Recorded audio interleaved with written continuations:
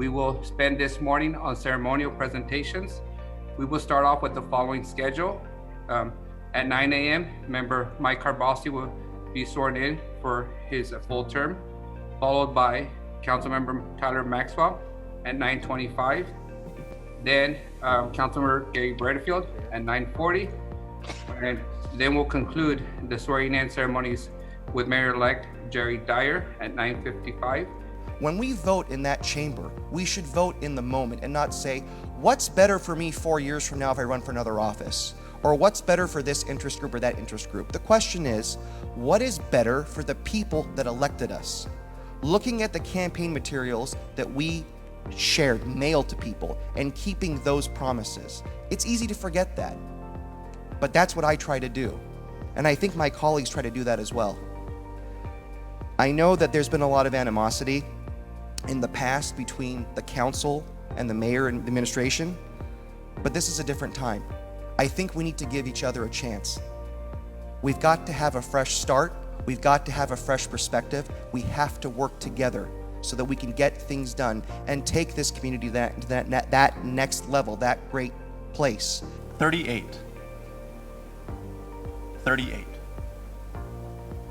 Today the number 38 is an important one because it was exactly 38 days ago that my father, Bruce Maxwell, died of COVID-19.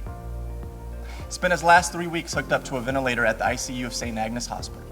As we continue to struggle with the effects of racial injustice, economic insecurity, and homelessness here in Fresno, we've come to find that these social ailments have only been magnified, intensified in the era of COVID-19, an era of sink or swim.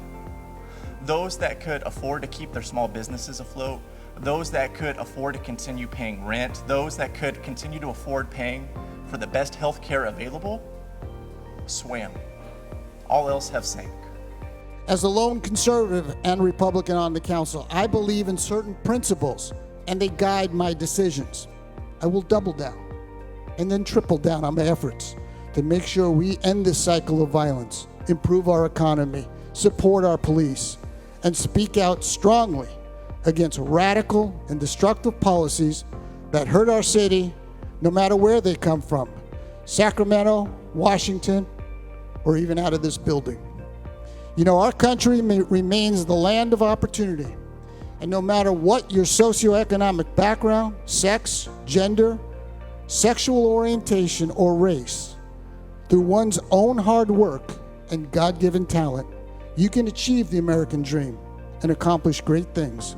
I'm grateful for the opportunity that God has given me to serve as the mayor of this great city, a city that I love, and a city that I protected as a police officer for 40 years.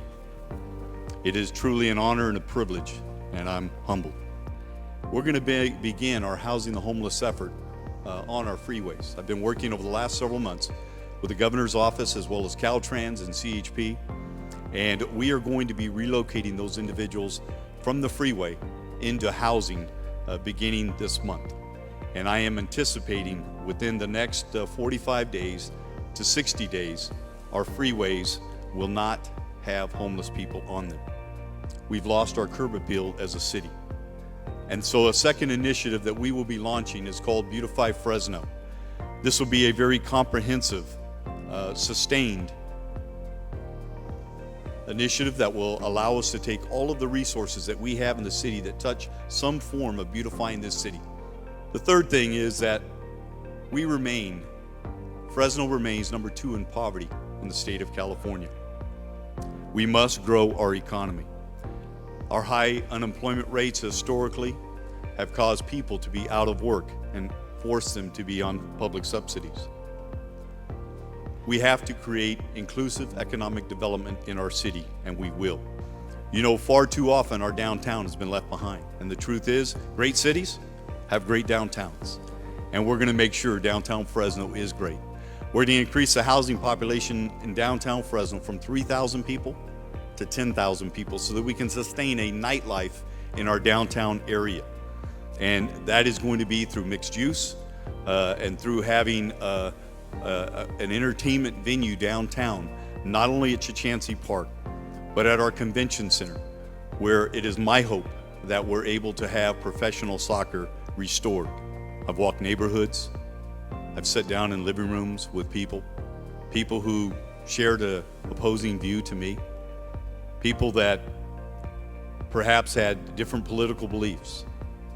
But after having a lengthy conversation with him and focusing on the things that are most common to us, we were able to come to an agreement that we want a beautiful city.